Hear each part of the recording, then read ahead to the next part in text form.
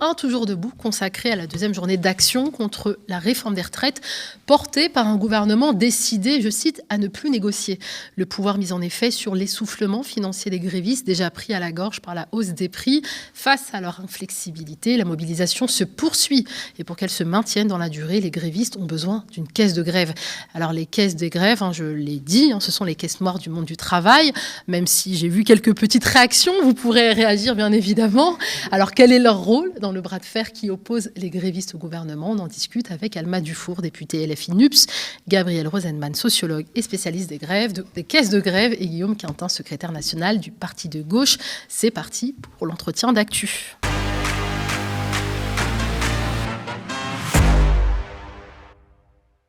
Bonsoir à vous. Bonsoir. Alors, on vient de le voir, l'appel des syndicats, une deuxième journée de mobilisation massive a été entendue. La CGT annonce 2,8 millions de manifestants dans toutes les rues de France, même si, lui, le ministère de l'Intérieur annonce plutôt 1,3 million. Mais c'est toujours plus que le 19 janvier dernier. 500 000 manifestants à Paris. À Marseille, les syndicats ont recensé 205 000 manifestants. Alors, bien sûr, la police n'est pas d'accord avec ces chiffres.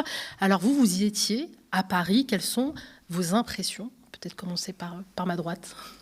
Impression d'énormément de monde et de volonté de préparer la suite. Moi, avant même la manif, j'étais à l'Assemblée Générale des cheminots de Saint-Lazare ce matin. Et la discussion principale était quand est-ce qu'on part en grève reconductible? Parce que je pense que tout le monde a bien conscience que des manifestations, aussi grosses soient-elles, ne suffiront pas à faire reculer le gouvernement. Elles donnent de l'énergie, elles donnent confiance, elles montrent qu'on est une majorité dans le pays. Mais il faut encore passer un cran supérieur. Vous partagez cet avis, Guillaume Quintin? Clairement, alors moi j'étais pas à l'AG des cheminots de Saint-Lazare, mais j'ai pas pu y aller ce matin, mais j'ai mes petites habitudes à l'AG des cheminots de Paris-Est, où on a quelques bons camarades là-bas, et j'ai vu Fabien Villedieu en vidéo sur les réseaux sociaux. Il disait voilà, si on loupe cette séquence-là, c'en est fini, quoi. Donc, il va vraiment falloir enquiller fort derrière. Je pense que les gens étaient vraiment déterminés. Moi, j'étais au tout début de la manif cet après-midi, avenue des Gobelins. On a vu des gens qu'on voyait jamais, des syndicats qu'on voyait même jamais, ou quasiment jamais, ou si peu, 2 ou 3. Et là, la CFTC a fait une marée bleue. Ils ont ouvert le cortège, j'avais jamais vu ça. Donc voilà, les gens en veulent, ils veulent vraiment que ce projet soit enterré. Et je pense que là, maintenant, il faut que ça parte, faut que la grève et la crève prennent. Et pour ça, effectivement, les caisses de grève sont un des outils. On va en parler tout à l'heure. Oui, qui ne sont pas des caisses noires, c'est ça? Qui ne sont pas des caisses noires. D'accord, ok. Alma Dufour aussi, vous êtes plutôt optimiste pour la suite? Oui, on est optimiste. Moi, j'étais à Rouen ce matin, donc j'étais pas à Paris tout à l'heure. Mais aussi, voilà, dans les villes, un peu partout en France, on a aussi vu le nombre de manifestants augmenter, des profils différents. C'était chouette aussi de voir qu'il y avait des gens qui n'étaient pas en grève et qui nous saluaient depuis leur fenêtre et qui tapaient sur des casseroles, etc. On a même vu un camion de pompiers qui avait marqué en grève dessus, mais je crois qu'ils étaient réquisitionnés. Mais bon, en tout cas, ils travaillaient tout en faisant grève. Mais voilà, non, ce qui est sûr, c'est que dans le cortège, beaucoup de monde et beaucoup de gens qui effectivement se demandent quelle sera la suite et qui ont besoin peut-être d'une visibilité sur quel secteur on va pouvoir compter dans les prochains jours pour prendre le relais et commencer vraiment à bloquer entre guillemets le pays. Et hier on était nous justement chez les cheminots aussi, mais à Sotteville-les-Rouen, c'était un meeting NUPES syndicat, ce qui était assez chouette aussi, et on a commencé à discuter dans le dur avec les raffineurs avec les salariés des centrales nucléaires aussi de Normandie, voilà, et ils ont effectivement prévu de monter en puissance dans le blocage du pays. Ouais. Alors, on va maintenant entrer dans le vif du sujet qui nous rassemble, les caisses de grève et leur rôle dans le bras de fer qui oppose les grévistes au gouvernement. On commence avec une question très basique. C'est quoi une caisse de grève? Et je me tourne vers Gabriel Rosenman, sociologue et historien des caisses de grève. Est-ce que vous pouvez nous dire comment elles sont nées et comment elles se sont développées depuis l'origine jusqu'à aujourd'hui avec l'avènement du numérique? Alors, ça fait beaucoup d'éléments à rentrer dans une seule question. Alors, ce que c'est d'abord, c'est un dispositif militant qui sert à aider des grévistes et à diminuer le coût financier de la grève. Après, ça peut prendre des formes très différentes. Ça peut être des caisses de syndicats abondées par des cotisations et souvent réservées aux adhérents. Ça peut être des collectes de solidarité pendant une grève où des donateurs veulent faire un geste pour aider les grévistes à tenir. Et donc ces formes-là, elles ont une évolution assez longue et chaotique dans l'histoire du mouvement ouvrier français en particulier. Ça remonte au moins aux révoltes de Canut à Lyon en 1831. C'est la première trace de caisse de grève que j'ai trouvée, donc vraiment l'acte de naissance du mouvement ouvrier en France. Et ça revient périodiquement dans des périodes avec des configurations assez différentes en fonction de la structuration du mouvement syndical, du débat aussi entre syndicalisme radical ou plus réformiste. Mais ça se retrouve dans à peu près toutes les traditions. Il y a eu le syndicalisme chrétien qui en a fait un projet dès les années 1920-1930 qui a finalement été mis en place et qui a donné ce qu'on connaît aujourd'hui avec la caisse de grève de la CFDT. Il y a eu des caisses de grève à la CGT et ensuite une longue période où ça a été plutôt un pari stratégique sur les collectes plus que sur l'accumulation. Mais donc voilà, ça suit des chemins assez tortueux que j'essaie d'étudier dans ma thèse.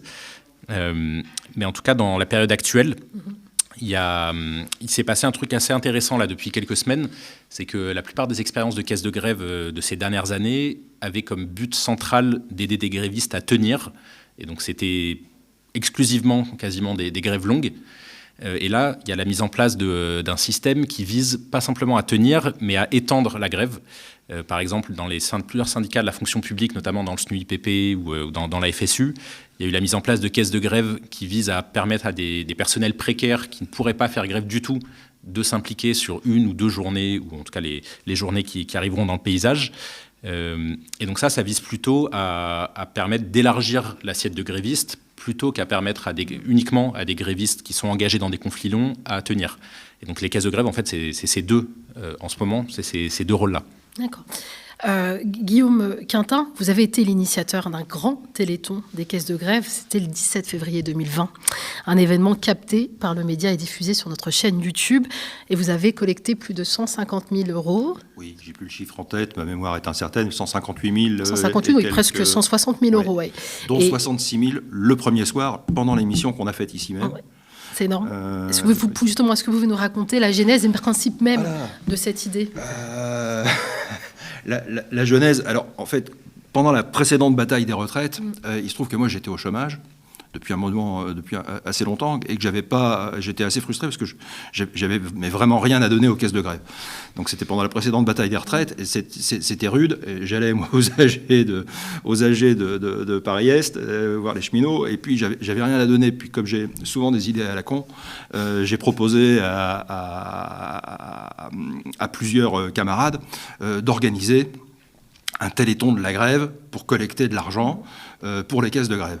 Et donc, on s'est dit que ce serait pas mal de le faire sur une base unitaire. Donc, on a impliqué, à l'époque, je ne veux pas vous dire de bêtises, mais il y avait la France Insoumise, il y avait le NPA, il y avait Attac, il y avait les Amis de la Terre, il y avait enfin, tout un arc syndical et partidaire. Et puis, j'ai décroché mon téléphone, j'ai appelé Alexis Poulain,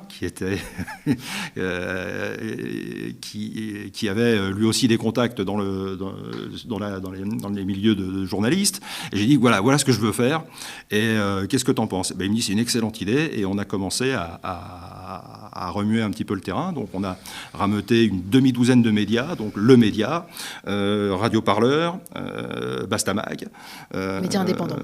Que des indépendants. Ah oui, moi je voulais des non-alignés en fait, parce que et même Sud Radio à l'époque. Donc voilà, et puis on a fait 6 plateaux avec des intervenants différents. Là aussi, alors moi j'invite les gens qui nous regardent à aller voir, la vidéo est toujours en ligne, donc on peut la voir par petites séquences, parce que 6h30 d'affilée, c'était très long, mais on a passé un moment extraordinaire. D'abord on a bien rigolé, puis il y a aussi eu des plateaux avec des gens, Gabriel, je crois que tu étais parmi nous, pour expliquer ce que c'est que la grève, qu'est-ce que c'est que les caisses de grève, à quoi ça sert, etc. Et on a donc récolté 66 000 euros le premier soir, et jusqu'à 158 000, puisque la caisse est restée en ligne près de 6 mois. Voilà. Une initiative que vous comptez renouveler ou... Alors on y pense fort. Ouais. On y pense fort. Voilà, je sais que j'ai déjà eu des sollicitations. On va voir. On va voir. Il faut effectivement que ce soit justifié. Il faut qu'il y ait des grèves à soutenir. Mais j'espère bien qu'il va y en avoir. Ouais, j'espère bien. Aralma Dufour, vous êtes très impliqué dans la gestion de la caisse de grève qui a été mise en place par la France Insoumise afin d'apporter un soutien financier à des salariés en lutte. Alors, c'est pas commun de voir ce genre d'initiative au sein de partis politiques. Oui. Alors, qu'est-ce qui vous a poussé à sortir de votre rôle, on va dire strictement politique, pour venir appuyer l'action syndicale? Oui, alors merci de dire que c'est appuyé parce qu'on a pu avoir ces questions. Est-ce que vous essayez de vous substituer à... Pas du tout. D'ailleurs, la plus grosse caisse de grève qui existe aujourd'hui pour faire face à la dure bataille contre la réforme, c'est la caisse d'Infocom CGT, si je ne dis pas de bêtises, ou peut-être celle de la CFDT. Enfin, en termes de montants, on est sur des montants autour de 150 000 euros déjà, je pense. Alors, si tu me corriges, Infocom, ex-Infocom Solidarité Financière, ils ont passé la barre des 200 000 euros récoltés là, sur la séquence en moins de 2 semaines. Mais c'est une caisse de grève qui a collecté près de 4 millions d'euros en tout depuis sa création. Plus de 4 millions depuis sa création. Non, le plus gros paquet, mais tu as le chiffre mieux que moi, mais c'est celui de la CFDT. C'est l'ordre de 130 millions d'euros accumulés. Les chiffres... C'est un gros paquet. C'est un énorme paquet. On s'est d'ailleurs entretenu avec Romain Altman, qui est le secrétaire de la CGT à Infocom. D'accord. Et donc, du coup, voilà, donc on n'a pas, là, pour l'instant, notre caisse de grève, elle est à 30 000 euros et quelques. L'idée, c'était surtout pour nous, d'abord, on l'a commencé pendant la grève des raffineurs, et puis pour les grèves qui ont commencé à suivre en cascade sur le pouvoir d'achat et pour soutenir des luttes précises qui visaient à obtenir des augmentations salariales pendant le RENAO notamment. Et en fait, on est venu s'inscrire en complément de luttes qui n'arrivaient pas à avoir suffisamment de soutien ou dont la caisse de grève était insuffisante. Et donc, on est venu s'ajouter en essayant avec nous notre base qui est autre que celle des syndicats, avec les gens qui nous suivent sur les réseaux, les adhérents, les militants, etc., à apporter notre pierre à l'édifice tout simplement financier de cette histoire. C'était aussi symbolique de dire que nous, on reversait l'augmentation du point d'indice qui a concerné toute la fonction publique, qui concerne de fait aussi le salaire des députés, à la caisse de grève aussi comme une manière de se montrer solidaire. Et c'était important à la fois en termes de symbole, parce que moi, je suis convaincue que les gens, on le sait, on le voit, il y a une crise démocratique qui est profonde. Les gens ont une méfiance quand même sur le politique en général, même si dans les classes populaires, ils sont quand même plus proches de nous ou du Rassemblement national en fonction des territoires. Chez moi, c'est franchement... je me suis battue contre le Rassemblement national. Donc, je le vois que les classes populaires sont divisées, mais qu'il y en a de toute manière une grande partie qui est aussi très méfiante et distante. Et donc, on avait besoin de renouer avec le terrain, de montrer qu'on n'était pas que là pour dire des belles phrases, qu'on a un beau programme, que notre programme, il faut y croire. Les gens sont pessimistes par moments, ils ont l'impression que c'est pas réalisable. Et donc, le fait de se montrer aux côtés des gens, de montrer qu'on peut nous-mêmes donner de l'argent, etc., et d'être au plus près du terrain, c'est aussi une manière de montrer que, oui, il y a une sortie aussi par la voie politique, et que, c'est aussi pour redonner de l'espoir en une partie de la classe politique, donc en fait, la seule qui est en manif, et la seule qui donne concrètement à des caisses de grève, c'est-à-dire... Et vous l'avez rappelé effectivement tous les trois, s'il y a une caisse de grève qui soulève énormément d'argent et qui est d'ailleurs l'une des plus importantes, c'est celle de la CGT Infocom. Depuis sa création en 2016, elle a collecté plus de 4 millions d'euros. On s'est entretenu avec Romain Altman, secrétaire général chez Infocom CGT, à qui on a demandé le secret de leur succès. Elle tient beaucoup dans le fait qu'on tient beaucoup à ça. Déjà que notre initiative, elle est intersyndicale, c'est-à-dire qu'elle est gérée par Infocom CGT et par un autre syndicat de Sud-Post 92, que vous avez déjà reçu sur votre plateau récemment d'ailleurs, avec Gaël Quirante. Et ce qui a fait vraiment son intérêt, c'est qu'on assure aux donateurs une totale transparence sur d'où viennent les dons, où est-ce qu'ils vont et comment ça vient aider les grévistes qui sont dans des conflits durs. En l'occurrence, là, on parle du conflit sur les retraites pour cette année. Le bilan, il est pour nous extrêmement positif. C'est-à-dire que là, on a dépassé la semaine dernière la barre symbolique des 4 millions d'euros collectés depuis 2016. Donc, autant dire que c'est inédit et c'est à la fois incroyable parce que ça marque ça marque une certaine solidarité des Français dans les conflits sociaux. Donc, c'est vraiment pour nous génial parce qu'on considère que la question de la solidarité financière, elle est déterminante dans notre opposition frontale au gouvernement et ses mauvais projets et ses projets de régression sociale. Est-ce que vous voulez peut-être réagir à ce qui a été dit ? Je crois que c'est indispensable de faire ces collectes, et puis parce que le discours de la Macronie qui consiste à dire que en fait les gens qui font grève c'est parce que c'est des feignants, ça n'existe pas. En réalité, les gens font grève et ils amputent leur salaire. C'est-à-dire qu'à la fin du mois, les journées de grève elles sont décomptées et donc elles sont pas payées. Alors dans la période que tu as rappelé tout à l'heure, qui est quand même assez compliquée pour énormément de foyers de ce pays, les caisses de grève ça vient pas faire le complément total et direct. Enfin, je veux dire, c'est juste un petit complément, c'est une petite aide, mais c'est indispensable parce que ça donne le moral. Quand on va remettre un chèque de 5 000 € au centre d'action sociale de la ville de Paris pour soutenir, je ne sais plus combien de semaines de grève ils ont fait, mais enfin, c'est des gens qui sont payés au SMIC, voire moins que le SMIC. Je veux dire, la liesse que ça soulève, rien que ça réchauffe et ça fait du bien. Et donc, c'est ça qu'il faut qu'on fasse. Gabriel Rosenman. Je voulais rebondir sur deux choses qu'a dit Romain Altman. La première, je pense, c'est pour ça que l'idée de caisse noire est, à mon avis, pas la bonne. C'est qu'il y a justement, contrairement aux caisses patronales, et notamment quand j'entends caisse noire, je pense au scandale de ce qu'on a appelé la caisse noire de l'UIMM, le patronat de la métallurgie, qui avait une caisse anti-grève et dont le patron a fait de la prison ferme parce que ça avait été utilisé à des fins de corruption. Donc pour moi, caisse noire, ça évoque ça, alors que les caisses de grève, justement, font face à un impératif de transparence très puissant et en fait publient des comptes, y compris des caisses locales jusqu'aux caisses nationales, comme l'expliquait Romain. Et donc il n'y a pas grand-chose il n'y a pas de zone d'ombre. C'est des caisses tout à fait publiques et transparentes. Deuxième élément qui est important dans la démarche de cette caisse-là, anciennement Infocom et maintenant qui s'appelle la Caisse de Solidarité, ils viennent de lancer une nouvelle initiative qui ressemble à quelque chose comme une fédération des caisses de grève, avec l'idée que n'importe quel secteur, AG ou syndicat local qui voudrait lancer sa propre caisse de grève puisse profiter de l'expérience accumulée par cette caisse-là, de ses statuts d'association, de son compte sur une plateforme de dons, et donc il puisse s'adosser administrativement à cette caisse-là, tout en cumulant sur un même compte, sur un même compteur plutôt, tout l'argent cumulé par les caisses, et parce que ça donne un rôle politique assez important à la solidarité. Parce que si les différentes comptabilités de chaque caisse sont complètement dispersées, on a du mal à voir ce que représente l'effort de solidarité financière avec les grévistes. Alors que là, cette formule-là permettrait de combiner la gestion indépendante de chaque caisse locale et un affichage public commun de l'ensemble de l'argent récolté. Et alors là, on traverse une période qui est quand même assez particulière, d'inflation galopante, les Français sont inquiets, préoccupés par la baisse de leur pouvoir d'achat. Est-ce qu'il n'y a pas un risque que les contributions à ces caisses de grève ne soient pas à la hauteur du bras de fer qui oppose les grévistes au gouvernement? Alma Dufour. C'est sûr que c'est un enjeu. C'est sûr que c'est un enjeu. On en parlait, j'étais sur un plateau de BFM où un éditorialiste a eu la gentillesse d'expliquer que peut-être, effectivement, l'inflation pouvait aussi jouer sur le taux de grévistes. C'est un enjeu énorme. Moi, sur ma circonscription, il y a des gens qui, au supermarché,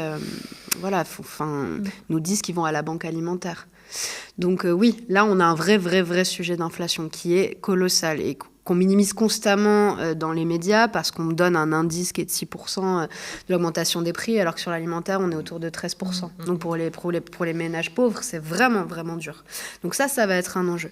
Ça va être un enjeu, mais en même temps, il faut qu'on arrive en fait, il faut qu'on ait un plan clair aussi. Je pense que quand les gens auront l'information aussi que tel secteur peut se mettre en grève, que tel autre, etc., et de comment on compte vraiment avoir un impact dans le rapport de force, ça donne forcément beaucoup plus envie de faire ce geste qui peut coûter plus cher aujourd'hui, qui coûtait il y a 2 ans ou 3 ans, même si c'était déjà pas facile pour les ménages les plus pauvres. Je pense que c'est là où c'est un peu ce qui ressortait de la manifestation de tout à l'heure, enfin en tout cas à Rouen, c'était de dire voilà, on attend maintenant, quelle sera la prochaine vraie grève, comment ça va s'emboîter, sur quel secteur on va pouvoir compter en premier et quels sont leurs besoins. Et en fait, avec cette communication-là, je pense qu'on peut embarquer énormément de gens, et notamment des gens qui ont envie de contribuer, mais qui ne peuvent pas faire grève. Et déjà pour leur salaire, mais aussi pour d'autres raisons. C'est que dans les TPE, par exemple, dans les PME, dans des boîtes où il n'y a pas de syndicat, dans la restauration, moi je discute beaucoup avec des serveurs et serveuses, ils vous disent mais moi je ne vais pas me mettre en grève, je suis avec vous, mais en fait je ne peux pas lâcher mon patron. Enfin voilà, on n'est pas dans ce même rapport avec l'employeur, ça peut être beaucoup plus difficile. Et il y a des gens qui quand même voudront, je pense, contribuer même un petit peu. Et si on arrive, c'est une histoire de com, parce que même si les gens ne mettent pas des montants faramineux, si on arrive à diffuser l'existence des caisses de grève, c'est pour ça aussi que je suis venue sur ce plateau, c'est pour commencer à vraiment en parler, et que beaucoup plus de gens sont au courant, peut-être que des petits dons, peut-être plus petits, mais peut-être qu'on arrivera à récolter quand même ce qu'il nous faut, et l'argent. Et peut-être en leur rappelant qu'il y a des grandes luttes qui n'auraient pas pu prospérer sans le soutien de ces caisses de grève. D'ailleurs, quelles sont peut-être ces luttes ces dernières années qui ont pu rencontrer un grand succès grâce à ces caisses de grève? Peut-être Gabriel Rosetman. Les exemples principaux que je vois dans l'actualité récente, c'est plus ou moins depuis 2010, il y a une forme de réinvestissement des caisses de grève. Il y a eu donc en 2010 la précédente grève sur les retraites. Il y avait eu énormément de dons qui étaient dirigés vers les raffineries, et notamment celle de Grand Puy, qui avaient même eu trop de dons par rapport à ce qu'ils avaient besoin pour indemniser les grévistes. Ils font quoi cet excédent? Ils l'ont reversé au Secours populaire ou à d'autres raffineries. Même s'il y avait aussi une forme d'illusion dans cet élan-là, c'était l'idée que les raffineries toutes seules pourraient stopper la réforme du gouvernement, et que donc tout ce que les gens avaient à faire, c'était de donner de l'argent plutôt que s'impliquer eux-mêmes. Et je pensais ça aussi toujours le débat que soulèvent les caisses de grève, c'est est-ce que ça déclenche une grève par procuration ou pas? Pas nécessairement, mais dans certains cas, oui. Et je pense que dans le cas de Grand Puy, il y avait eu ça. Et puis ensuite, dans les années qui ont suivi, il y a eu quelques expériences locales qui ont remis vraiment la caisse de grève à l'ordre du jour. Il y a eu notamment les postiers du 92 qui, en 2014 et en 2018, ont fait des très longues grèves, et sans caisse de grève, c'était juste impossible de tenir 15 mois en grève. Il y a eu la caisse de l'hôtel Ibis aussi, de la CGT des hôtels de prestige et économique. Et depuis 2016, avec la caisse lancée par Infocom, il y a eu un renouveau numérique des caisses de grève, fortement appuyé sur les réseaux sociaux, et donc qui a permis du coup de mettre en lien des gens qui ne se seraient pas croisés un piquet de grève ou en manifestation, et d'élargir le périmètre de la solidarité. Et donc, oui, dernier élément sur ça. Les mêmes raisons qui font d'inflation, qui font qu'on peut craindre que les dons soient faibles, rendent aussi les caisses de grève plus nécessaires qu'à d'autres périodes, parce que les grévistes ont moins de réserves financières, et énormément... Les crédits, bien sûr, mais plus que les crédits, ce qu'on appelle les dépenses pré-contraintes ou pré-engagées, les prélèvements automatiques qui font que dès le début du mois, l'essentiel d'un budget a déjà disparu avant même qu'on puisse décider comment l'utiliser.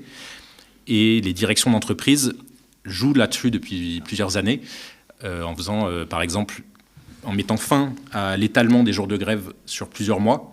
Il y a à la RATP, à la SNCF, à la Poste, des fiches de paye à 0 € qui tombent quand on est lancé dans des grèves longues, parfois même négatives, puisqu'ils continuent à prélever les mutuelles ou des choses comme ça.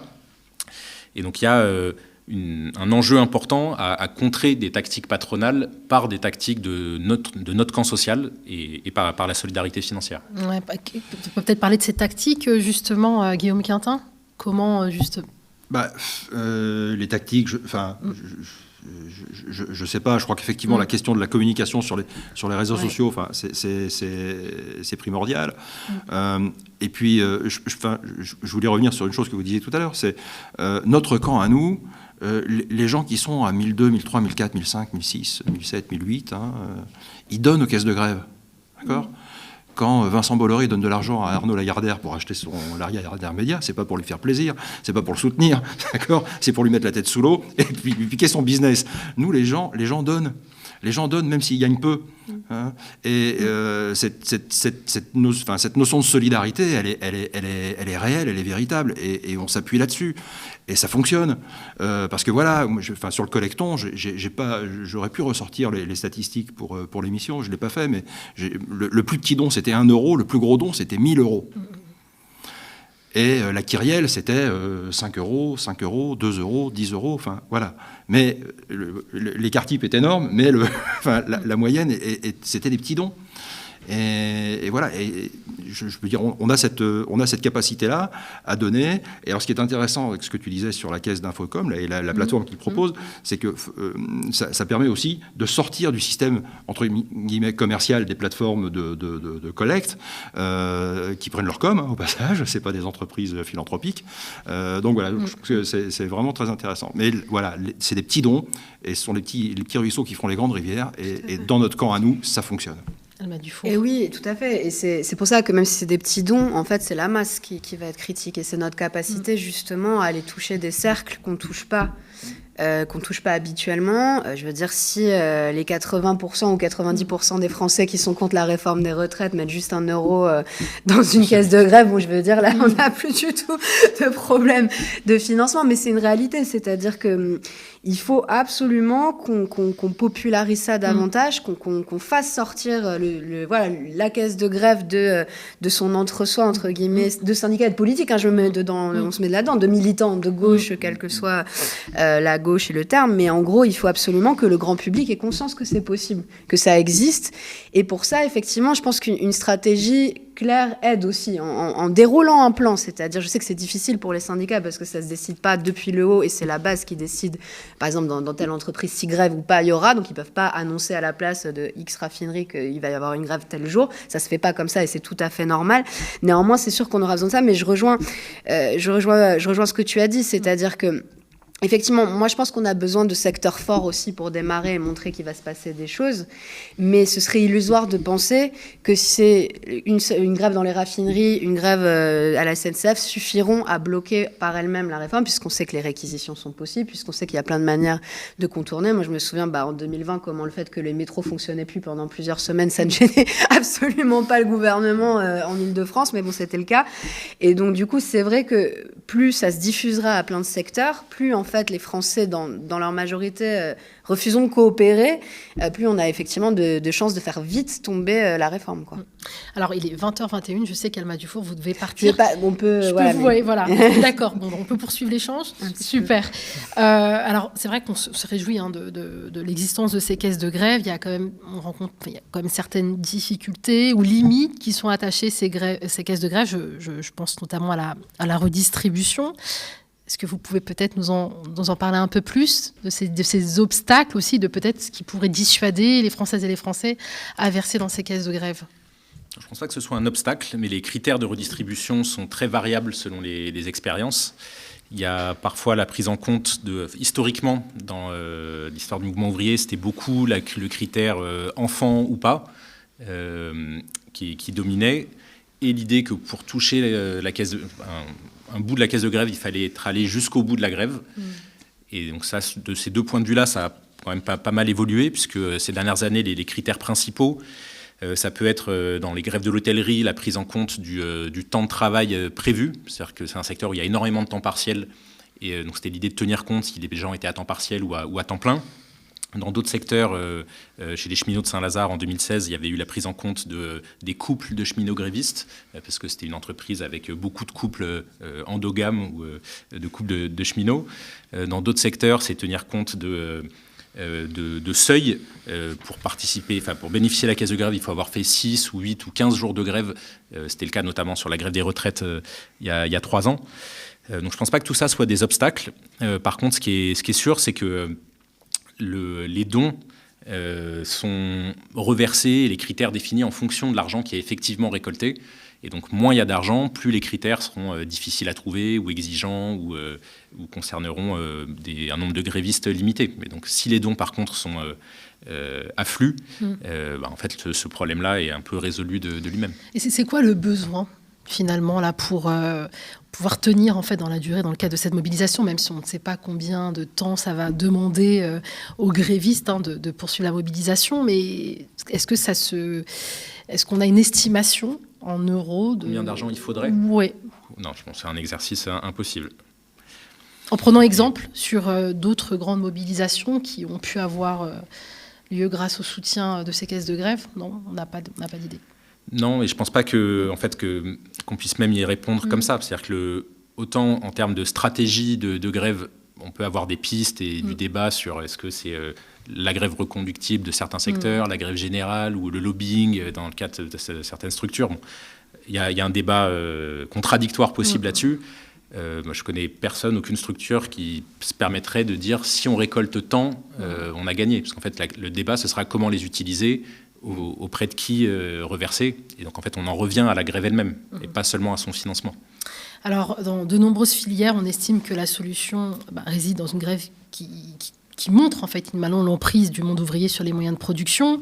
Et si en plus on a ces caisses de grève qui viennent les soutenir dans cette mobilisation, il y a quand même, alors là pour le coup je pense peut-être un obstacle, ou la répression policière qui peut se montrer de plus en plus féroce face à cette stratégie-là de répression. Enfin plutôt, jusqu'où peut aller même cette répression-là? Peut-être Alma Dufault.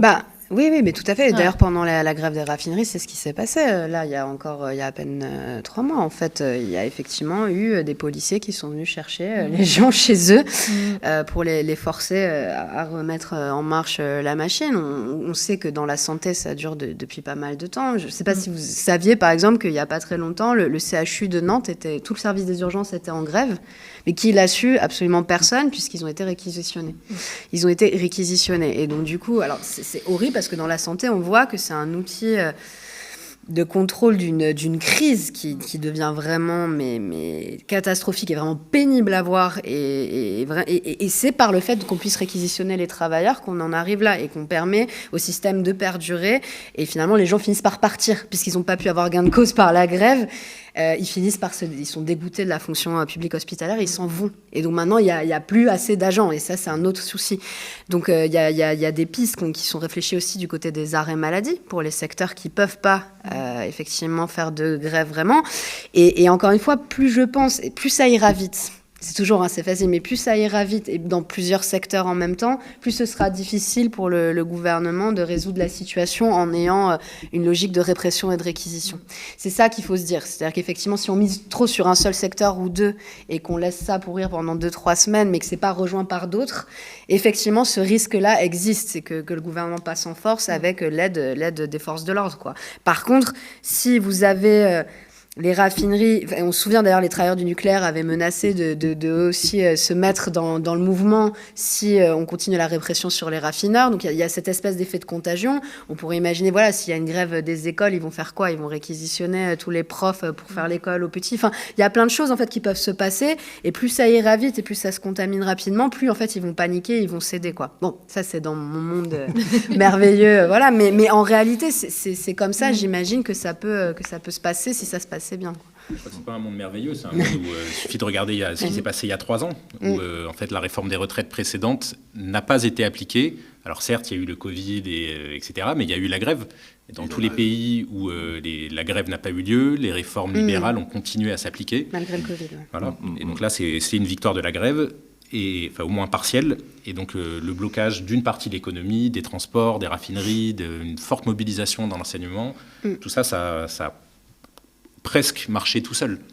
La logistique aussi, ça, pardon, j'ai oublié ce dernier secteur. C'est un secteur dont on parle peu, alors que finalement, maintenant qu'on produit de moins en moins de choses en France, mais on a quand même toujours beaucoup de logistique et d'entrepôts, c'est sûr que si la logistique rentre dans le jeu, les chauffeurs de poids lourds, etc., les transporteurs, ça peut aller aussi très vite, quoi. Les dockers, le secteur des transports et l'énergie, et voilà, 2 semaines.